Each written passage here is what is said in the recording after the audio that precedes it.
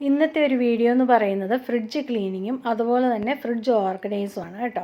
അപ്പം നമുക്ക് എങ്ങനെ നീറ്റായിട്ടും വൃത്തിയായിട്ടും ഫ്രിഡ്ജൊക്കെ ഓർഗനൈസ് ചെയ്ത് വയ്ക്കാം, അതുപോലെ തന്നെ നമ്മുടെ ആവശ്യാനുസരണം നമ്മൾ ഓരോ കാര്യങ്ങൾ ചെയ്തു വെക്കുന്നത്, നമ്മുടെ പണികൾ ഈസി ആക്കുന്നത്, ഇതൊക്കെയാണ് കാണിക്കുന്നത്. ഇപ്പോൾ നമ്മുടെ ഫ്രിഡ്ജ് എന്ന് പറയുന്നത് അപ്പടി മെസ്സപ്പായിട്ടിരിക്കുകയാണ് കേട്ടോ. ഫുൾ അപ്സൈഡ് ഡൗൺ ആയിട്ടാണ് ഇരിക്കുന്നത്. ഇതെല്ലാം ഒന്ന് ക്ലീൻ ചെയ്തെടുക്കണം. അപ്പോൾ അതിനായിട്ട് ആദ്യം തന്നെ ഒരു ബോട്ടിലെടുക്കുക. ആ ബോട്ടിൽ കുറച്ച് വെള്ളം എടുക്കുക. ആ വെള്ളം എത്രയാണോ ഒഴിക്കുന്നത് അത്രയും തന്നെ വിനാഗിരി ചേർക്കുക. അതിലേക്കൊരു 2-3 ഡ്രോപ്പ് സോപ്പ് സൊല്യൂഷനും കൂടെ ചേർക്കുക. എന്നിട്ട് നല്ലതായിട്ട് അതൊന്ന് മിക്സ് ചെയ്യുക. ഞാൻ ഇച്ചിരി എടുത്തിട്ടുള്ളൂ കേട്ടോ. അപ്പം ജസ്റ്റ് നമുക്കൊന്ന് ക്ലീൻ ചെയ്തെടുത്താൽ മതിയല്ലോ. അപ്പം അതിന് വേണ്ടി ഞാൻ കുറച്ച് മാത്രമാണ് ആ സൊല്യൂഷൻ റെഡിയാക്കിയിരിക്കുന്നത്. ഇനിയും ഫുൾ ഇതുപോലെ ഒന്ന് വെളിയിലോട്ട് എടുക്കുകയാണ് ആദ്യം ചെയ്യുന്നത്. അതിനുശേഷം ഞാൻ ഫ്രിഡ്ജ് ഓഫ് ചെയ്യും കേട്ടോ. അപ്പം പെട്ടെന്ന് തന്നെ ഇത് ചെയ്തും തീർക്കണം, അല്ലെങ്കിൽ സാധനങ്ങളൊക്കെ അഴുക്കാവുമല്ലോ. ഫ്രീസറിൽ ഇരിക്കുന്ന സാധനങ്ങളൊക്കെ കുറേ നേരം വെളിയിൽ വെച്ചാൽ അഴുക്കാവും. ഇത് കണ്ടോ, ഇപ്പോൾ ഇത് കണ്ടാൽ ഒരു ഗോഡൗൺ പോലെയാണ് തോന്നുന്നത്. എനിക്ക് കണ്ടിട്ട് തല കറങ്ങുന്നു, അതുപോലെ സാധനങ്ങളുണ്ട്. ഇത് എൻ്റെ തന്നെ ഫ്രിഡ്ജിൽ നിന്ന് ഇറങ്ങിയ സാധനങ്ങളാണോ എന്ന് എനിക്ക് സംശയം തോന്നി. അതുപോലെ സാധനങ്ങളുണ്ട്. ഇനി നമുക്ക് ആ സ്പ്രേ ബോട്ടിൽ വെച്ചിരിക്കുന്ന സൊല്യൂഷൻ വെച്ചിട്ട് ഒന്ന് സ്പ്രേ ചെയ്ത് കൊടുക്കുക. അതിനുശേഷം തുണി കൊണ്ടൊന്ന് വൈപ്പ് ചെയ്തെടുത്താൽ മതി. അപ്പോഴത്തേന് തന്നെ നമ്മുടെ ഗ്ലാസ് എല്ലാം നല്ല നീറ്റായിട്ട് നമുക്ക് കിട്ടും. എന്തെങ്കിലും ബ്ലാക്ക് കളറൊക്കെ ഉണ്ടെങ്കിൽ അതും പോയി കിട്ടും. അതിനുശേഷം ഞാൻ ആദ്യം അറേഞ്ച് ചെയ്ത് വെക്കുന്ന ഫ്രീസറിലെ സാധനങ്ങളാണ് കേട്ടോ. അപ്പം ഫിഷ് വറക്കാനുള്ളതെല്ലാം ഞാൻ ഇതുപോലെ അരച്ച് പുരട്ടിയാണ് വയ്ക്കുന്നത്. അത് വെളുത്തുള്ളി, ഇഞ്ചി, അതുപോലെ തന്നെ മുളക് പൊടി, മഞ്ഞൾപ്പൊടി, കുരുമുളക് പൊടി ഇതെല്ലാം കൂടെ ചേർത്ത് നല്ലതായിട്ട് അരച്ചതിന് ശേഷം മീനിൽ പുരട്ടിയിട്ടാണ് ഇതുപോലെ അടുക്കി അടുക്കി വയ്ക്കുന്നത്. അപ്പം നമുക്ക് ആ മീനിൻ്റെ ടേസ്റ്റ് ഒന്നും മാറാതെ കിട്ടും. അപ്പോൾ അതുപോലെ തന്നെ പച്ചമീൻ ഇതുപോലെ കുറച്ച് വെള്ളം ഒഴിച്ചിട്ടാണ് ഇതുപോലെ ഐസാക്കി വെക്കുന്നത് കേട്ടോ. അല്ലെങ്കിൽ നമ്മൾ പിന്നീട് എടുക്കുമ്പോൾ ആ മീനിൻ്റെ ടേസ്റ്റ് മാറും. അപ്പോൾ കഴുകി വെച്ചതിന് ശേഷം ഇതുപോലെ കുറച്ച് വെള്ളം ഒഴിച്ചിട്ട് നമ്മൾ ആ പാത്രത്തിൽ വെള്ളം ഒഴിച്ചിട്ട് മീൻ ഇതുപോലെ അടച്ചു വയ്ക്കുക. അപ്പം നമുക്ക് അതിൻ്റെ ടേസ്റ്റ് മാറാതെ കിട്ടും. ഈവൻ ചിക്കൻ ആണെങ്കിലും അതുപോലെ തന്നെ നമ്മൾ ഫ്രഷ് ചിക്കൻ ആണെങ്കിലും ഇതുപോലെ ചെയ്താൽ മതി കേട്ടോ. അതിനുശേഷം ഞാൻ ഇതുപോലെ കുറച്ച് സവോളയൊക്കെ വറുത്ത് വയ്ക്കാറുണ്ട്. അപ്പോൾ നമുക്ക് ബിരിയാണിക്കൊക്കെ പെട്ടെന്ന് തന്നെ നമുക്ക് ഉപയോഗിക്കാൻ പറ്റും. അപ്പം നമുക്ക് ടൈമുള്ള സമയങ്ങളിൽ ഇതൊക്കെ ഒന്ന് വറുത്ത് വയ്ക്കാം. ഇത് നാട്ടിൽ നിന്ന് കൊടുത്തുവിട്ട ഉണക്കമീനാണ്. അത് ഇതുപോലെ സിപ്ലോക്ക് കവറിലിട്ട് ഫ്രീസറിലാണ് സൂക്ഷിച്ചിരിക്കുന്നത്. അതിനുശേഷം ഇതുപോലെ തേങ്ങയും ഞാൻ വറുത്ത് വെച്ചിട്ടുണ്ട്. അപ്പം നമുക്ക് തീയിലൊക്കെ വെക്കണമെന്നുണ്ടെങ്കിൽ പെട്ടെന്ന് തന്നെ നമുക്ക് റെഡിയാക്കി എടുക്കാവുന്നതാണ്. അപ്പോൾ ഇതുപോലെ കവറിലാക്കിയാണ് അത് ഞാൻ വെച്ചിരിക്കുന്നത് കേട്ടോ. ഇത് നമ്മുടെ ചക്ക നാട്ടിൽ നിന്ന് കൊടുത്തു വിട്ടത്, അതും ഒരു സിപ്ലോക്ക് കവറിലാക്കി വെച്ചിട്ടുണ്ട്. ഇതെല്ലാം ഫ്രീസറിലിരിക്കുന്ന സാധനങ്ങളാണ്. അപ്പം തുറന്നിരിക്കുന്ന സാധനങ്ങളെല്ലാം ജസ്റ്റ് ഒരു ക്ലിപ്പൊക്കെ ഇട്ട് റെഡിയാക്കിയിട്ട് ഇനി വെക്കുകയാണ് കേട്ടോ. അപ്പം ഫ്രീസറിൻ്റെ പരിപാടി കഴിഞ്ഞു. അതെല്ലാം നല്ല പക്കയായിട്ട് അറേഞ്ച് ചെയ്ത് കഴിഞ്ഞു കേട്ടോ. സൈഡിൽ തേങ്ങയൊക്കെ വെച്ചിട്ടുണ്ട്. അതുപോലെ തന്നെ എല്ലാം അതിൻ്റെ സൈഡ് ഡോറിൽ കൂടാണ് വെച്ചേക്കുന്നത്. ഇനി അടുത്തത് നമ്മൾ റെഡിയാക്കുന്നത് താഴത്തെ തട്ടിലാണ്. അപ്പം ആദ്യം ഫ്രൂട്ട്സൊക്കെ റെഡിയാക്കുന്ന ഇതുപോലൊരു പ്ലാസ്റ്റിക് ബോക്സ് ഉണ്ടെങ്കിൽ നല്ലതാണ് കേട്ടോ. അപ്പോൾ അതിലിട്ട് വെച്ചാൽ നമ്മുടെ ഫ്രൂട്ട്സ് കേടാവാതിരിക്കും. പ്ലാസ്റ്റിക് കവറിൽ ചുരുട്ടി വെക്കുന്നതിനെക്കാട്ടിലും ഒന്നും കൂടെ നല്ലത് ഇതുപോലെ വയ്ക്കുന്നതാണ്. അടുത്ത ഒരു ബോക്സ് എടുത്തിട്ട് ഇതുപോലെ നമ്മൾ യൂസ് ചെയ്യുന്ന സാധനങ്ങളെല്ലാം ആ ഒരു കണ്ടെയ്നറിൽ ഇട്ട് വയ്ക്കാം. പിന്നെ ഇത് ഞാൻ കുക്ക് ചെയ്യുന്ന സമയത്ത് നിങ്ങൾ കണ്ടിട്ടുണ്ടായിരിക്കും, ഞാൻ ഇതുപോലെല്ലാം കട്ട് ചെയ്ത് വയ്ക്കാറുണ്ട്. അപ്പോൾ ഇത് ഉള്ളിയിലയാണ്. അപ്പോൾ ഓൾറെഡി കട്ട് ചെയ്ത് വെച്ച ഉള്ളിയിലയിൽ നിന്ന് ഞാൻ ഇതുപോലെ അഴുക്കിലകളൊക്കെ എടുത്ത് മാറ്റി എന്നിട്ട് പുതിയൊരു ടിഷ്യൂ മുകളിൽ വിരിച്ചിട്ടുണ്ട് കേട്ടോ. ഇത് പുതിന ഇലയാണ്. ആ പുതിന ഇലയിൽ നിന്ന് ഇതുപോലെ തന്നെ അഴുക്കിലകളൊക്കെ മാറ്റി. ഇപ്പോൾ ഒരാഴ്ചയായ ഇലകളാണ് ഇതൊക്കെ കേട്ടോ. അപ്പോൾ അതൊന്നും തീർന്നിട്ടില്ല, അത് കാരണം പുതിയതൊന്നും മേടിച്ചില്ല. അപ്പോൾ അതിൽ നിന്ന് അഴുക്കായിട്ടുള്ള ഇലകളൊക്കെ മാറ്റിയിട്ട് പുതിയൊരു ടിഷ്യൂ ഇട്ട് എന്നിട്ട് വൃത്തിയായിട്ട് അത് പിന്നെ എടുത്ത് വയ്ക്കുകയാണ് ചെയ്യുന്നത് കേട്ടോ. ഇതിങ്ങനെ ഒരു 2-3 ആഴ്ച വേണമെങ്കിലും ഇങ്ങനെ തന്നെ ഇരുന്നുള്ളൂ. അപ്പോൾ അതിൽ നിന്ന് ജസ്റ്റ് അഴുക്കായ ഇലകൾ മാത്രം നമ്മളൊന്ന് ഇളക്കി കളഞ്ഞാൽ മതി. അപ്പോൾ എല്ലാ ആഴ്ചയിലും ഒന്നെടുത്ത് ജസ്റ്റ് അതൊന്നെടുത്ത് എല്ലാം ഒന്ന് റെഡിയാക്കി വെക്കണം, അത്രേ ഉള്ളൂ. അപ്പോൾ ഇതെല്ലാം നല്ല നീറ്റായിട്ട് തന്നെ നമുക്ക് കിട്ടും. അതുപോലെ തന്നെ പുതിനയിലേക്ക് നമുക്ക് അത്രയ്ക്ക് അങ്ങ് ഉപയോഗമൊന്നുമില്ലല്ലോ. പുതിനയില നമ്മൾ ഉപയോഗിക്കുന്നത് അല്ല ചായയിലോ ഒരു ഇതിടാനോ ഒക്കെ ആയിരിക്കും നമ്മൾ ഉപയോഗിക്കുന്നത്. അതുകൊണ്ട് അതിന് ഒത്തിരി ഉപയോഗങ്ങൾ അങ്ങനെ വരാറില്ല. അപ്പോൾ അത് ഇതുപോലെ നമുക്ക് സേവ് ചെയ്ത് വയ്ക്കാൻ വേണ്ടി പറ്റും. അപ്പം ഇതുപോലെ ടിഷ്യൂ ഇട്ട് വയ്ക്കാൻ വേണ്ടി പ്രത്യേകം ശ്രദ്ധിക്കണം കേട്ടോ. ഇനി അടുത്തത് ഈ മേടിച്ചേക്കുന്നത് നമ്മുടെ എന്തുവാ പറയുന്നത്, ഉലുവയുടെ ഇലയാണ്. അപ്പോൾ ഉലുവയുടെ ഇല സൂക്ഷിക്കുന്നതെന്ന് പറഞ്ഞാൽ ഞാൻ ഇതുപോലെ കട്ട് ചെയ്ത് വെക്കും കേട്ടോ. അതിൻ്റെ വേരിൻ്റെ ആ ഭാഗം കട്ട് ചെയ്ത് കളയും. അതിനുശേഷം അതൊരു കണ്ടെയ്നറിലോ അല്ലെങ്കിൽ ഇതുപോലൊരു ബോക്സിലോ നമ്മളിതുപോലെ നിരത്തി വയ്ക്കുക കേട്ടോ. എന്നിട്ട് അതിൻ്റെ മുകളിലൊരു ടിഷ്യൂ ഇട്ട് കൊടുക്കുക. ഇനി ഇതിൻ്റെ മുകളിൽ വേറൊരു ഇലയും കൂടെ ഞാൻ വയ്ക്കും. അപ്പം ഞാൻ ഇന്ന് മേടിച്ചിരിക്കുന്ന ചീരയിലയാണ് കേട്ടോ, പച്ച ചീരയിലയാണ്. അതിൻ്റെ തണ്ടും ഇതുപോലെ കട്ട് ചെയ്ത് കളയും. എന്നിട്ട് അതിൽ നിന്ന് അഴുക്കിലകളൊക്കെ എടുത്ത് കളയുകയും ചെയ്യും. അപ്പം ഇതുപോലെ തന്നെ അതിൻ്റെ അറ്റവും ഇതുപോലെ കട്ട് ചെയ്ത് കളയുക. എന്നിട്ട് നമ്മൾ അതിൻ്റെ മുകളിലായിട്ട് തന്നെ വയ്ക്കുക. എന്നിട്ട് ഒരു ടിഷ്യൂ പേപ്പറും കൂടെ മുകളിലോട്ട് വയ്ക്കുക. അപ്പോൾ ഇതൊക്കെ കേടാവാതെ കുറേ ദിവസം ഇരിക്കും കേട്ടോ. നമുക്കപ്പം നമ്മുടെ ആവശ്യാനുസരണം യൂസ് ചെയ്യാം. പെട്ടെന്ന് തന്നെ യൂസ് ചെയ്തില്ലെങ്കിലും കുഴപ്പമൊന്നുമില്ല. അപ്പോൾ ഇതൊന്നും അഴുക്കാവാതെ നമുക്ക് കിട്ടും. അതുപോലെ തന്നെ ഇഞ്ചി വെളുത്തുള്ളി ഞാൻ എപ്പോഴും അരിഞ്ഞു വെക്കുന്ന സാധനങ്ങളാണ് കേട്ടോ. ഇതൊക്കെ ഡെയിലി നമുക്ക് യൂസ് ഉള്ളതല്ലേ. അപ്പോൾ സമയം കിട്ടുമ്പോൾ നമ്മൾ ജസ്റ്റ് ഇതൊക്കെ ഒന്ന് അരിഞ്ഞു വയ്ക്കുക. അതുപോലെ തന്നെ തക്കാളി ഇതുപോലെ ഒരു കണ്ടെയ്നറിലാണ് സൂക്ഷിക്കുന്നത്. പുതിയൊരു ടിഷ്യൂ ഇട്ട് കൊടുക്കുക. എന്നിട്ട് പഴയ തക്കാളിയൊക്കെ ഒന്ന് തുടച്ചു കൊടുക്കുക വെള്ളം. അപ്പോൾ അതിൻ്റെ വെള്ളമൊക്കെ ഒന്ന് പോയിട്ട് നമുക്ക് തക്കാളി നീറ്റായിട്ട് കിട്ടും. ഇപ്പോൾ ഇത് ഓൾറെഡി ഒരാഴ്ചയായ തക്കാളി ഇതൊക്കെ കേട്ടോ. ഇപ്പോഴും അതിനൊന്നും ഒരു കുഴപ്പമില്ല, എല്ലാം നല്ല നീറ്റായിട്ടിരിപ്പുണ്ട്. അപ്പം ഈ ആഴ്ച ഞാൻ സാധനമൊന്നും മേടിച്ചില്ല, ഞാൻ നിങ്ങളെ ജസ്റ്റ് കാണിച്ചെന്നേ ഉള്ളൂ എല്ലാം കേട്ടോ. ഇനി അടുത്തത് ലെമണാണ് കേട്ടോ. ലെമൺ ഇതുപോലെ കുപ്പിയിൽ വെള്ളം ഒഴിച്ചിട്ട് അതിലാണ് ഇട്ട് വെച്ചിരിക്കുന്നത്.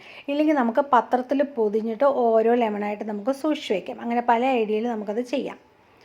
പിന്നെ പച്ചമുളക് ഇതുപോലെ തന്നെ ഞെടുപ്പെല്ലാം കളഞ്ഞ് വൃത്തിയാക്കി വെച്ചിരിക്കുകയാണ്. അപ്പം ഒരാഴ്ച കഴിഞ്ഞപ്പോഴത്തേനും ജസ്റ്റ് അതൊക്കെ ഒന്ന് എടുത്ത് ആ ടിഷ്യൂ പേപ്പറൊക്കെ ഒന്ന് മാറി ഏതെങ്കിലും അഴുക്കായിട്ടുണ്ടെങ്കിൽ അതെടുത്ത് മാറ്റിക്കളയും. അല്ലെങ്കിൽ അതിൻ്റെ കൂടെ ഇരുന്ന് മറ്റേതുകൂടെ എല്ലാം കൂടെ പന്നിയാവും. അത് കാരണം പുതിയ ടിഷ്യൂ ഒക്കെ ഇട്ടിട്ട് ഇതുപോലെ ഒന്ന് മാറ്റി കൊടുക്കും. അപ്പം അങ്ങനെ നമ്മുടെ പച്ചമുളക് അന്നേരം നല്ല വൃത്തിയായിട്ട് നമുക്ക് കിട്ടും. പിന്നെ അടുത്തത് അതുപോലെ തന്നെ നമ്മുടെ കറി ലീവ്സാണ് കേട്ടോ. ഇത് നാട്ടിൽ കൊണ്ടുവന്ന കറിവേപ്പിലയാണ്.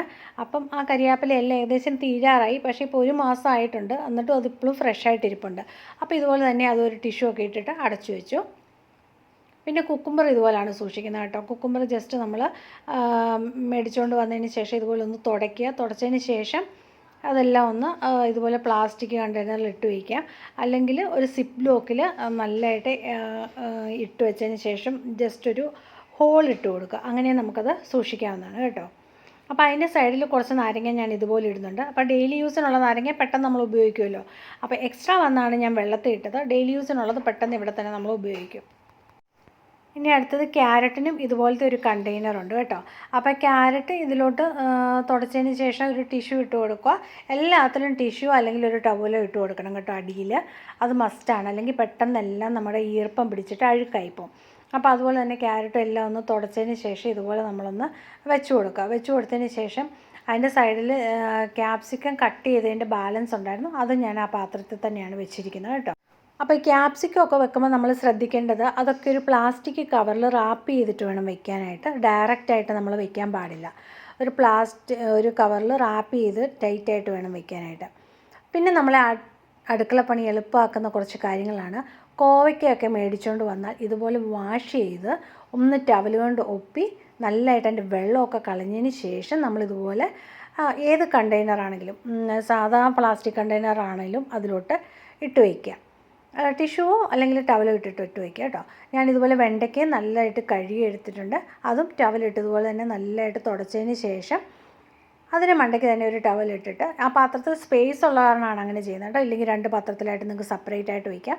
ഒരു ടവലിൽ ഇതുപോലെ അങ്ങ് പൊതിഞ്ഞ് വയ്ക്കുകയാണ് ചെയ്യുന്നത്. ഇങ്ങനെയൊക്കെ ചെയ്യുമ്പോൾ നമ്മുടെ അടുക്കള പണികൾ നമുക്ക് വളരെ എളുപ്പത്തിലാവും. പിന്നെ ഇത് കഴുകാനൊന്നും നിൽക്കേണ്ട, ജസ്റ്റ് വരിക, കട്ട് ചെയ്യുക, കുക്ക് ചെയ്യുക, അത്രേ ഉള്ളൂ. അപ്പം അതിന് ശേഷം ഇതെല്ലാം ഒന്ന് അറേഞ്ച് ചെയ്ത് വെക്കുകയാണ് ചെയ്യുന്നത് കേട്ടോ. ആ പാത്രത്തിനെല്ലാം അടപ്പുണ്ട് കേട്ടോ. അപ്പോൾ അടപ്പിട്ട് അടച്ചിട്ടാണ് വയ്ക്കുന്നത്. അപ്പം എല്ലാ പാത്രത്തിലും ഇതുപോലെ തന്നെ അറേഞ്ച് ചെയ്ത് കറക്റ്റ് സ്പേസിലെല്ലാം എടുത്ത് വയ്ക്കുകയാണ് ചെയ്യുന്നത്. ലെറ്റൂസൊക്കെ അതേ കവറിൽ തന്നെ ഞാനങ്ങ് വയ്ക്കുകയാണ് ചെയ്യുന്നത് കേട്ടോ. അത് പ്രത്യേകിച്ച് പാത്രത്തിലൊന്നും ഇട്ട് വയ്ക്കുന്നില്ല. അപ്പം ഈ ഒരു രീതിയിൽ തന്നെ അങ്ങ് വയ്ക്കുകയാണ് ചെയ്യുന്നത്. അപ്പോൾ ഏകദേശം ഇതെല്ലാം അറേഞ്ച് ചെയ്തു. നമുക്കിപ്പോൾ കണ്ടാൽ തന്നെ കറക്റ്റ് ദൂരെ നോക്കുമ്പോൾ അറിയാം എന്തൊക്കെ ഇരിപ്പുണ്ടെന്നുള്ളത് അല്ലേ. അതിനുശേഷം മുട്ടയുടെ ട്രേയിൽ ഇതുപോലെ മുട്ടയെല്ലാം എടുത്ത് വെച്ചിട്ട്, ഈ ട്രേ എന്ന് പറയുന്നത് നമുക്ക് എക്സ്ട്രാ മുട്ട ഉണ്ടെങ്കിൽ വെക്കാൻ വേണ്ടി ഞാൻ കട്ട് ചെയ്ത് വെച്ചിരിക്കുന്നതാണ് കേട്ടോ. അപ്പോൾ അതൊരു യൂസ്ഫുൾ ആയിട്ടുള്ളൊരു ടിപ്പാണ്. നെക്സ്റ്റ് തേങ്ങ പൂളിയതാണ് കേട്ടോ. തേങ്ങ ഇതുപോലെ കൊത്തിയെടുത്തതിന് ശേഷം ഇതുപോലൊരു കണ്ടെയ്നറിൽ അടച്ചു വയ്ക്കുക. അപ്പോൾ നമ്മുടെ ഇറച്ചിയൊക്കെ വെക്കുമ്പോൾ ആവശ്യാനുസരണം പെട്ടെന്ന് നമുക്ക് കട്ട് ചെയ്തിട്ടാൽ മതി. ഇത് മല്ലിയിലയാണ്. മല്ലിയില ഇങ്ങനെയാണ് സൂക്ഷിക്കുന്നത് കേട്ടോ. അപ്പോൾ ഒരു കണ്ടെയ്നറിൽ ഇതുപോലെ കുറച്ച് വെള്ളം ഒഴിച്ചു കൊടുക്കുക. എന്നിട്ട് നമ്മൾ ആ മല്ലിയില അതിലേക്ക് ഇറക്കി വെച്ചാൽ മതി കേട്ടോ. അപ്പം ഞാൻ അതിൻ്റെ അടിഭാഗത്തെ കുറച്ച് വേരൊക്കെ ഉണ്ടായിരുന്നു കട്ട് ചെയ്ത് കളഞ്ഞതിന് ശേഷം ഇതുപോലെ ആ പാത്രത്തിലോട്ട് ഇറക്കി വയ്ക്കുക. അപ്പോൾ അത് വെള്ളത്തിൽ മുങ്ങിയിരിക്കുന്ന കാരണം എത്ര നാൾ വേണമെങ്കിലും അത് കേടാവാതെ നല്ല സ്റ്റൈലായിട്ട് ഇതുപോലെ തന്നെ ഇരുന്നോളും. ഇനി അടുത്ത ഒരു ടിപ്പെന്ന് പറയുന്നത്, നമ്മൾ ഇതുപോലെയുള്ള വെജിറ്റബിൾസൊക്കെ ഇല്ലേ, അതൊക്കെ ഒന്ന് കട്ട് ചെയ്ത് റെഡിയാക്കി വെച്ചാൽ ഈസി ആയിട്ട് നമുക്ക് കറി വയ്ക്കാൻ പറ്റും. അപ്പം നമ്മുടെ കിച്ചണിലെ ടൈം നമുക്ക് ഒത്തിരി സേവ് ചെയ്യാൻ വേണ്ടി പറ്റും. അപ്പോൾ ഇതൊന്നും ഇനിയും കട്ട് ചെയ്യാൻ വേണ്ടി നമുക്ക് ടൈം കളയണ്ട. ഇതുപോലൊരു കണ്ടെയ്നറിലിട്ട് അടച്ചു വയ്ക്കുക. അപ്പോൾ സാമ്പാറൊക്കെ വെക്കുമ്പോൾ അല്ലെങ്കിൽ എന്തെങ്കിലും ഈ ഒഴിച്ചുകറികളൊക്കെ വെക്കുമ്പോൾ ഇതെടുത്ത് ജസ്റ്റ് ചെയ്താൽ മതി. അതുപോലെ തന്നെ സവോളയുടെ തൊലിയൊക്കെ കളഞ്ഞ് ഒന്ന് തുടച്ചതിന് ശേഷം ഒരു കണ്ടെയ്നറിൽ ഇതുപോലെ ടൈറ്റായിട്ട് എയർ കയറാത്ത കണ്ടെയ്നറിൽ നമ്മളിതുപോലെ അടച്ചു വയ്ക്കാം. ഇനിയുള്ളൊരു ടിപ്പെന്ന് പറയുന്നത് ഭയങ്കര യൂസ്ഫുള്ളായിട്ടുള്ളൊരു ടിപ്പാണ്. നമ്മൾ മീൻകറിയൊക്കെ വെക്കുമ്പോൾ എപ്പോഴും മസാലപ്പൊടികൾ ആ സമയത്ത് ഉണ്ടാക്കുകയും അതുപോലെ തന്നെ പുളി അതിലോട്ട് ഇടുകയൊക്കെയല്ലേ ചെയ്യുന്നത്. അതിന് പകരം നമ്മൾ പുളിവെള്ളം നേരത്തെ തിളപ്പിച്ച് വയ്ക്കുക കേട്ടോ. ഇപ്പോൾ എത്ര ഒരു 2 പ്രാവശ്യം 3 പ്രാവശ്യം ഉള്ള പുളിവെള്ളം നമുക്ക് തിളപ്പിച്ച് വയ്ക്കാം. അപ്പോൾ ഒരു പാത്രത്തിൽ ഒരു 3-4 ഗ്ലാസ് വെള്ളം ഒഴിക്കുക. അതിലേക്ക് നമ്മൾ ഒരു നേരം എത്ര പുളിയാണോ ഇടുന്നത് അതിൻ്റെ ഇരട്ടി എത്ര ആണെന്ന് വെച്ചാൽ നമ്മൾ എത്ര നേരത്തേക്കാണ് ഉണ്ടാക്കുന്നതെന്ന് വെച്ചാൽ ആ ഒരു പുളിവെള്ളം നമ്മൾ റെഡിയാക്കി പുളി ഇട്ട് വയ്ക്കുക. എന്നിട്ട് അത് നല്ലതായിട്ട് തിളച്ച് ആ വെള്ളം ഒന്ന് പറ്റി വരണം. ഇപ്പോൾ ഒരു 3 ഗ്ലാസ് വെള്ളം ഉണ്ടെങ്കിൽ ഏകദേശം അതൊരു 1.5 ഗ്ലാസ് വെള്ളത്തിലോട്ട് പറ്റി വരുമ്പോൾ നമുക്ക് തണുക്കാൻ വേണ്ടി വയ്ക്കാം കേട്ടോ. അപ്പോൾ അതിനുള്ള ഈ മീൻകറിക്കുള്ള മസാല ആണ് നമ്മളിനി ഉണ്ടാക്കുന്നത്.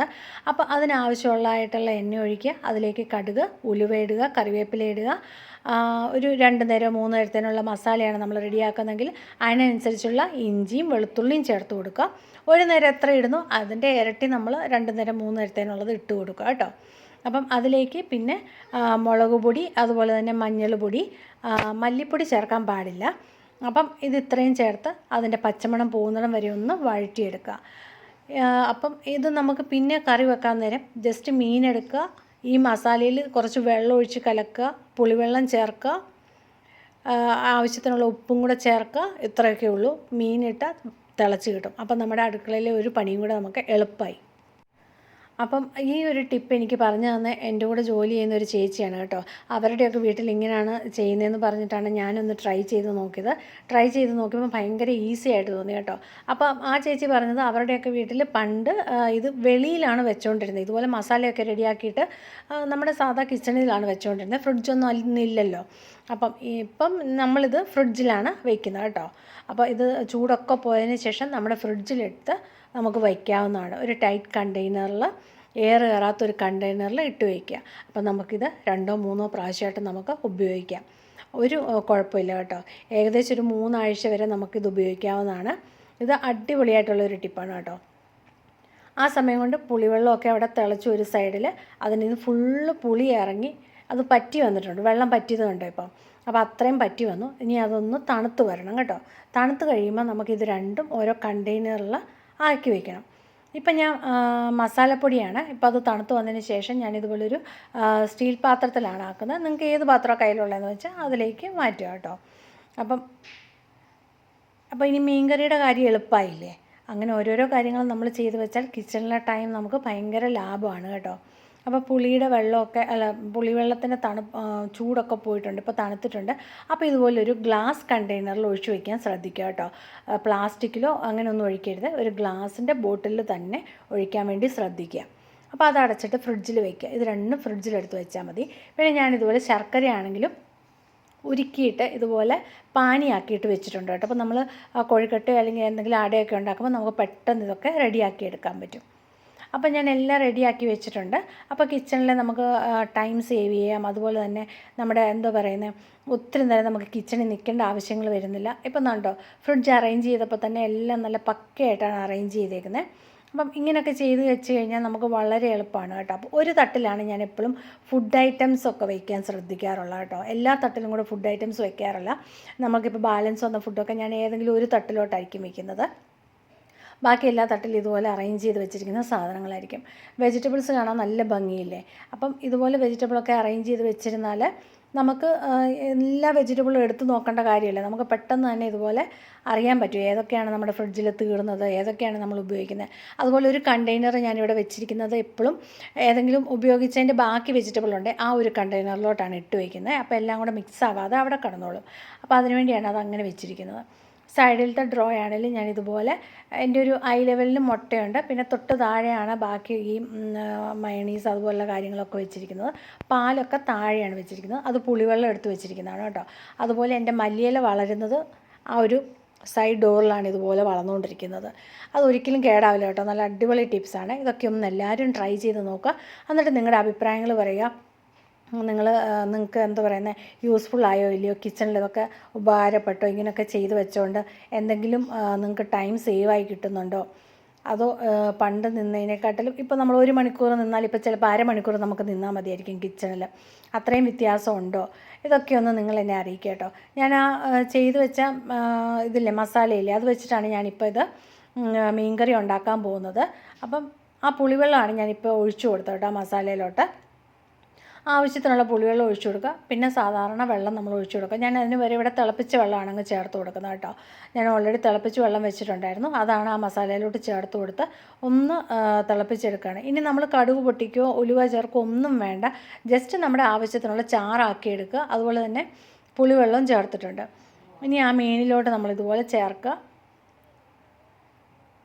അവസാനം കുറച്ച് കറിവേപ്പില വേണമെങ്കിൽ ഇട്ട് കൊടുക്കുക. അപ്പോൾ ഓൾറെഡി നമ്മുടെ മസാലയിൽ കറിവേപ്പിലയൊക്കെ ഉണ്ടെങ്കിൽ നമുക്ക് താല്പര്യം ഉണ്ടെങ്കിൽ ഒന്നും കൂടെ ഇട്ട് കൊടുക്കുക കേട്ടോ. അപ്പം ഞാൻ ഇങ്ങനെയാണ് ടൈം കിച്ചണിൽ സേവ് ചെയ്യുന്നതും അതുപോലെ തന്നെ ഫ്രിഡ്ജ് അറേഞ്ച് ചെയ്ത് വെച്ചതൊക്കെ നിങ്ങളെ കാണിച്ചു കേട്ടോ. അപ്പോൾ നിങ്ങൾക്ക് ഇഷ്ടപ്പെട്ടെന്ന് വിചാരിക്കുന്നു. ഇതുപോലുള്ള നല്ല നല്ല വീഡിയോ ആയിട്ട് വരുന്നത് വരേക്കും താങ്ക് യു. ബായ്.